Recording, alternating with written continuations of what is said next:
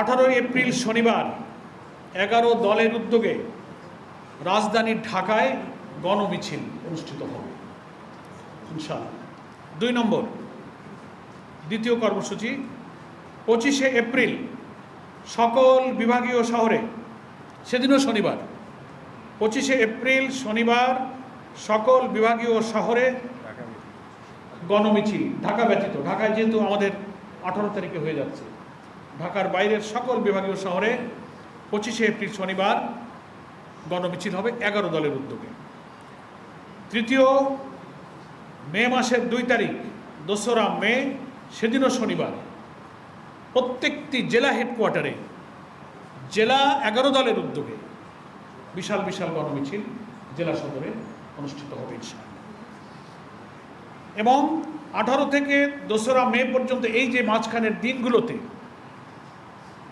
প্রত্যেকটি বিভাগীয় শহরে এবং গুরুত্বপূর্ণ জেলা শহরগুলোতে সেমিনার অনুষ্ঠিত হবে গণভোটের রায় বাস্তবায়নের দাবিতে, তাদের সৃষ্ট যে রাজনৈতিক সংকট, সংবিধানের অপব্যাখ্যা এবং জাতীয় সংসদে বিরোধী দলের দাবি, তাদের নোটিশ, সব কিছু উপেক্ষা করে কর্তৃত্ববাদী শাসনের দিকে যে দেশ ধাবিত হচ্ছে তার বিরুদ্ধে বিদগ্ধ প্রবন্ধকাররা প্রবন্ধ লিখবেন, বিদগ্ধ আলোচকরা আলোচনায় অংশ নেবেন।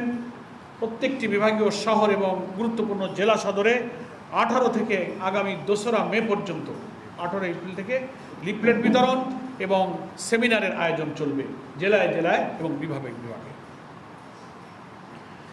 এর পরবর্তী ধাপে এই কর্মসূচির পর আমরা শীর্ষ নেতৃবৃন্দের কাছ থেকে সিদ্ধান্ত পেয়েছি যে বাংলাদেশের প্রত্যেকটি বিভাগীয় শহরে 11 দলের উদ্যোগে সেই বিভাগের অধীন সমস্ত জেলার 11 দলের যৌথ সহযোগিতা এবং ব্যবস্থাপনায় বিশাল বিশাল সমাবেশ অনুষ্ঠিত হবে বিভাগীয় সদরগুলোতে এই 2রা মের পর থেকে। সেই শিডিউলটা আমাদের লিয়াজো কমিটি অবিলম্বেই বসবেন এবং তার সুনির্দিষ্ট তারিখগুলো ওনারা ঘোষণা করবেন। 12টি সিটি কর্পোরেশন এবং বিভাগীয় সদর মিলে এই বিভাগীয় সদরগুলোতে সমাবেশ অনুষ্ঠিত হবে। সেখানে 11 দলের প্রত্যেকটি দলের শীর্ষ নেতারা এই বিভাগীয় শহরের এই সমাবেশগুলোতে ইনশাআল্লাহ উপস্থিত থাকবে।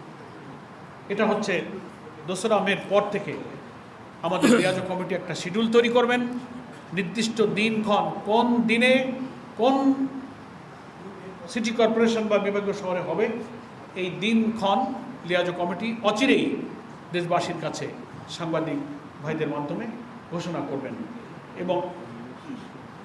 এবং এইগুলো শেষ হওয়ার পর এটা শিডিউল আপনারা জানতে পারবেন দিনক্ষণ। তারপর পরিকল্পনা নেওয়া হয়েছে যে এই রাউন্ড করে আসার পরে রাজধানীতে 11 দলের উদ্যোগে একটা বিশাল জাতীয় মহাসমাবেশের আয়োজন করে শীর্ষ নেতৃবৃন্দ পরবর্তী দফার কর্মসূচি ইনশাআল্লাহ ঘোষণা করবেন।